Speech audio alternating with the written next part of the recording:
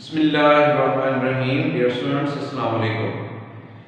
बच्चों, जैसा कि आप जानते हैं कि हम एक्सरसाइज 13.2 मुकम्मल कर चुके हैं, तो नेक्स्ट हमारा जो टॉपिक है वो चैप्टर नंबर 14 से रिलेटेड है, जिसमें आपने डिस्कस करना है कि सॉल्यूशन ऑफ ट्रिग्नोमेट्रिक इक्वेशन।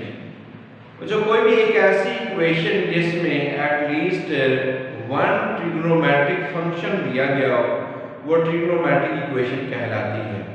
यानी क्या trigonometric an equation containing at least one trigonometric function is called trigonometric equation। जैसा कि sin cos tan secant cosecant है, इनमें से कोई भी एक वेरिएबल अगर दिया गया है तो उसको हम ट्रिग्नोमेट्रिक इक्वेशन कहते हैं।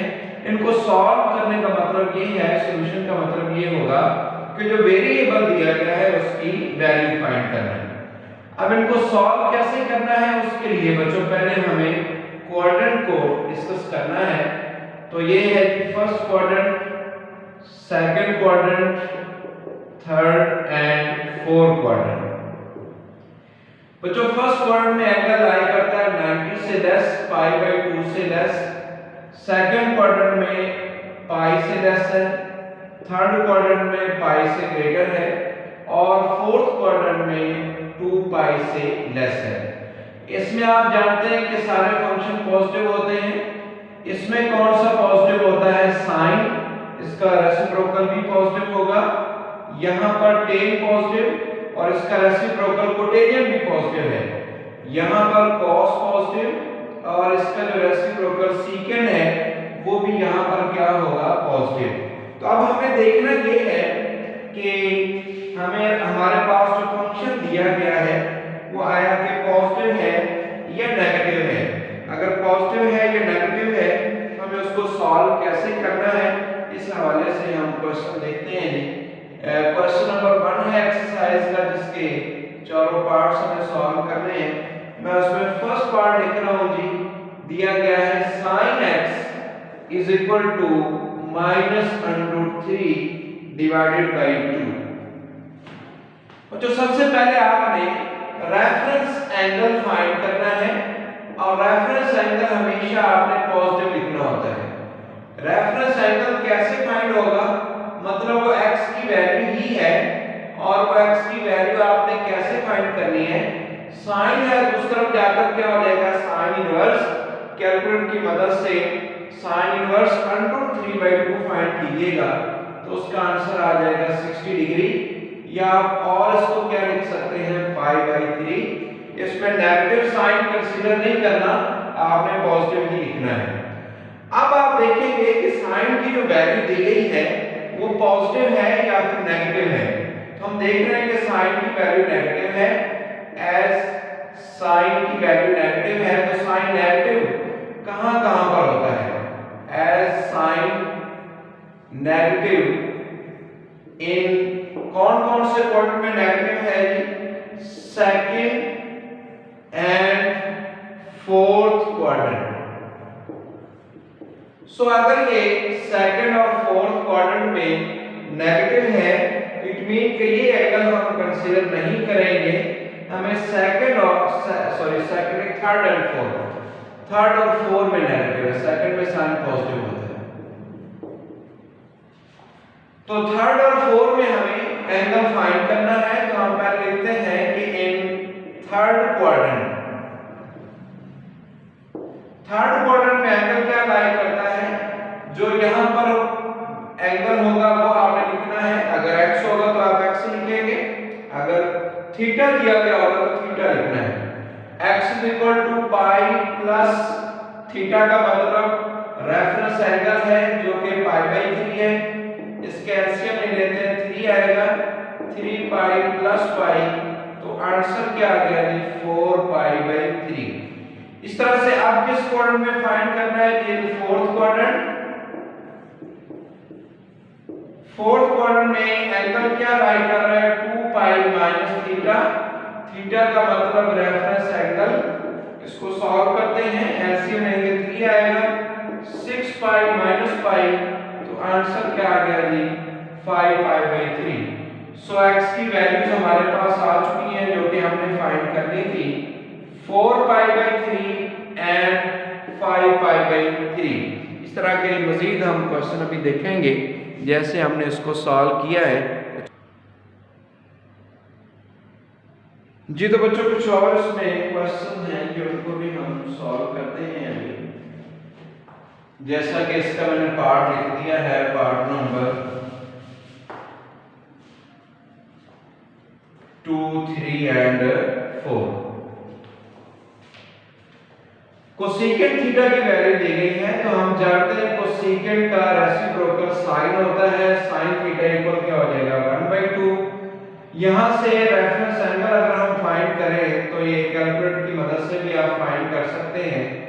रेफरेंस एंगल इसका आ जाएगा 1/2, ये 30 डिग्री पे होता है, यानी कि π/6। अब साइन जो है वो पॉजिटिव है, तो साइन पॉजिटिव कौन कौन से क्वाड्रेंट में होता है? In first and second quadrant. अब फर्स्ट क्वाड्रेंट में तो यही एंगल लाई करता है, इसलिए उसको मजीद सॉल्व करने की जरूरत नहीं है। तो हमें सिर्फ किसमें फाइंड करना पड़ेगा? इन सेकंड क्वाड्रेंट। और सेकंड क्वाड्रेंट में अगर यहाँ थीटा तो आप थीटा लिखोगे तो क्या एंगल लाई करता है? Pi minus reference angle π/6, LCM इसका 6 आएगा। 6π माइनस पाई करेंगे तो आंसर क्या आ गया? 5/6। सो थीटा की वैल्यूज हमारे पास आ चुकी हैं π/6 एंड 5π/6। इस तरह से एक और इसका पार्ट दिया गया है, secant x = -2। secant का रेसिप्रोकल cos होता है, -1/2 आएगा।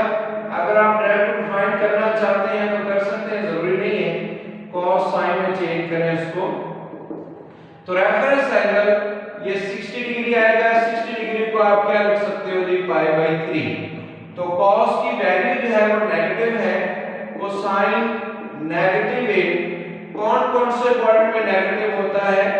सेकंड एंड थर्ड क्वाड्रेंट में। सो दोनों में फाइंड करनी पड़ेगी values in second quadrant. Second quadrant में एंगल क्या लाई करता है? पाई माइनस रेफरेंस एंगल, जिसको सॉल्व करते हैं ये 3 आएगा।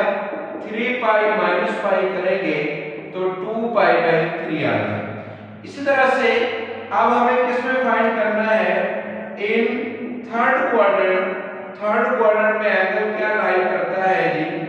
x = पाई प्लस रेफरेंस एंगल, एलसीएम इसका 3 आएगा। 3π प्लस पाई करेंगे तो आंसर क्या आ गया? 4π/3। तो हमारे पास वैल्यूज आ चुकी हैं जी। ये सारे पार्ट्स उस तरह नहीं हैं जैसे हम पहले कर रहे थे। इस तरह से आप ये टेंजेंट कोटेंजेंट की वैल्यू दी गई है तो आप इसको चेंज कर सकते हैं टेंजेंट में। टेंजेंट में ये वैल्यू क्या हो जाएगी? √3। जी तो बच्चों ये टेंजेंट थीटा √3 है। तो यहाँ से रेफरेंस एंगल हम फाइंड करते हैं। तो रेफरेंस एंगल जो है वो हमारे पास क्या आ जाएगा? 60 डिग्री। ये आप कैलकुलेटर से भी फाइंड कर सकते हैं। और ये किसके इक्वल है? π/3। टेंजेंट की वैल्यू पॉजिटिव है, तो टेंजेंट पॉजिटिव इन कौन कौन से क्वाड्रेंट में पॉजिटिव होता है? First and third. First and third quadrant. First में तो यही वैल्यू आ जाएगी, तो हमें फिर किसमें फाइंड करनी पड़ेगी? इन थर्ड क्वाड्रेंट। तो थर्ड क्वाड्रेंट में एंगल क्या लाई करता है? Pi plus reference angle. तो इसको सॉल्व करते हैं, एलसीएम ले लेते हैं इसका, तो ये आ जाएगा जी 4π/3। तो हमारे पास इसका भी सॉल्यूशन आ गया π/3 और 4π/3। तो ये इसका जी आंसर आ गया। नेक्स्ट क्वेश्चन पे जाने बढ़ते हैं, देखते हैं जी हमें कौन सा क्वेश्चन सॉल्व करना है। जी क्वेश्चन नंबर 2 है टेंजेंट स्क्वायर थीटा। अगर स्क्वायर आ गया तो बच्चों इसका स्क्वायर कैंसिल करेंगे। कैसे कैंसिल होगा जी? दोनों तरफ √ ले लेते हैं, तो यहाँ पर आ जाएगा +-1/3 का √ 1 का √ 1 नहीं होता है तो √3 आ गया।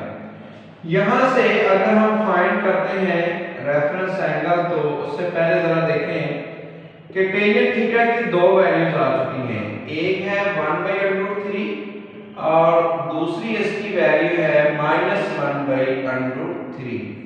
तो रेफरेंस एंगल अगर हम फाइंड कर लें तो वो चूंकि पॉजिटिव ही लेना होता है, इसलिए उसकी वैल्यू क्या आ जाएगी 30 डिग्री।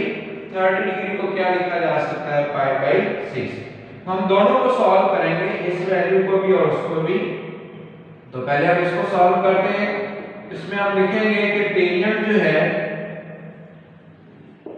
पॉजिटिव इन कौन से क्वाड्रेंट में पॉजिटिव होता है, first and third quadrant. So first quadrant में जो एंगल हमारे पास लाई करता है वो तो यही आ जाएगा। तो हमें किस में फाइंड करना पड़ेगा फिर इन थर्ड क्वाड्रेंट।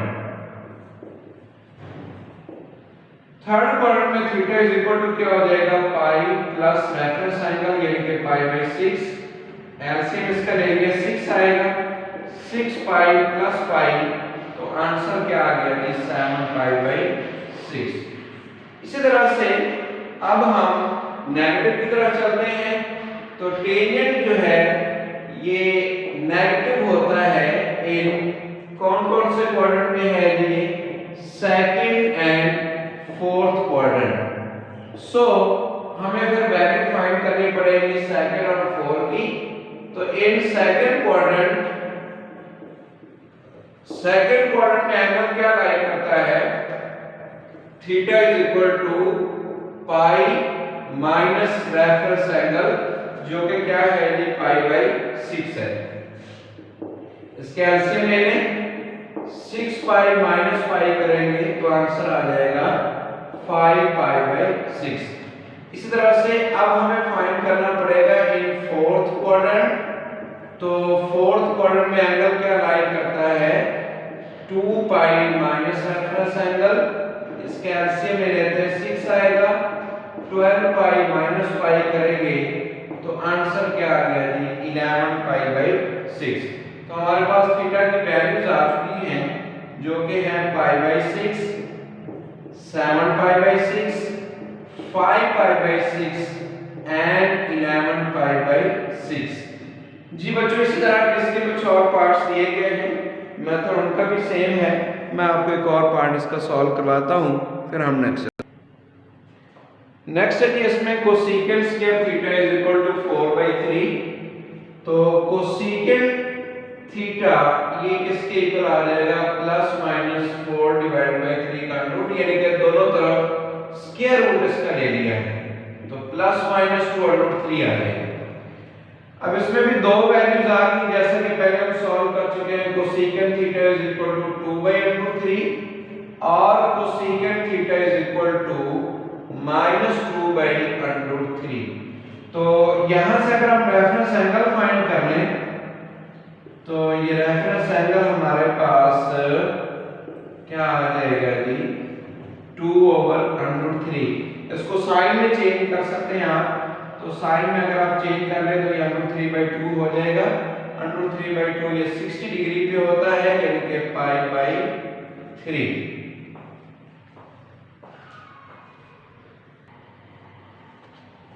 जी तो साइन जो है इसको साइन में आप चेंज कर सकते हैं। तो साइन पॉजिटिव होता है in first and second quadrant. तो फर्स्ट में तो यही वैल्यू आ जाएगी, फाइंड करने की जरूरत नहीं है। फिर हमें किस में फाइंड करना पड़ेगी वैल्यू इन सेकंड क्वाड्रेंट। और सेकंड क्वाड्रेंट में एंगल क्या लाई करता है पाई माइनस रेफरेंस एंगल। तो इसके एलसीएम मेरे 3 आया, 3 पाई माइनस पाई करेंगे तो आंसर क्या आ जाएगा 2 π/3। इसी तरह से अब आगे लिखते हैं कि sine negative in third and fourth quadrant. So हमें अब वैल्यू किस में फाइंड करनी पड़ेगी जी थर्ड एंड फोर्थ क्वाड्रेंट में। सो पहले हम फाइंड करते हैं कि इन थर्ड क्वाड्रेंट में एंगल क्या लाई करता है पाई प्लस रेफरेंस एंगल, तो एलसीएम इसका 3 आएगा और 3 पाई प्लस पाई करेंगे तो 4 पाई बाई 3 आएगा।